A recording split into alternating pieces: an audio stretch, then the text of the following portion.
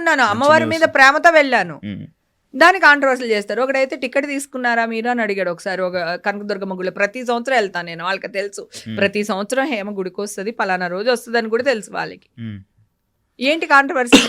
Ticket 50 రూపాయలు ఉంటుంది, పోనీ 100 రూపాయలు ఉంటుంది. నేను గుడిలో అమ్మవారికి ఎంత వేస్తాను చెప్పకూడదు, మాట్లాడకూడదు, కానీ చెప్తాను. ఆ రోజు కోపంలో చెప్పేసాను అనుకో, చీర పట్టుకెళ్తాను. ఆ చీర ఎంత కాస్ట్ ఉంటుంది?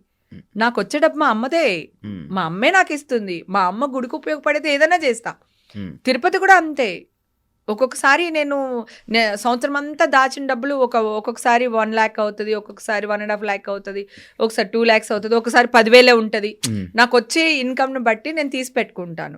ఒక్కొక్క ప్రాజెక్ట్లో వచ్చిన డబ్బులు దాంట్లో అమౌంట్ని బట్టి కొంచెం కొంచెం తీస్తాను. అది సంవత్సరానికి ఇంత అవుతుంది, నేను అక్కడికి వెళ్ళి వేస్తాను.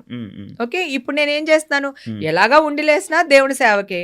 నేను ఇప్పుడు శ్రీవాణి టికెట్ తీసుకున్నా దేవుడికే, రేపు పొద్దున్న అన్నదానం టికెట్ తీసుకున్నా దేవుడికే. సో నేను అన్ని అట్లా గుడికి వెళ్ళినప్పుడు నాకు నా సంపాదనలో కొంత ఇది నేను గుళ్ళకి ఇచ్చేస్తాను.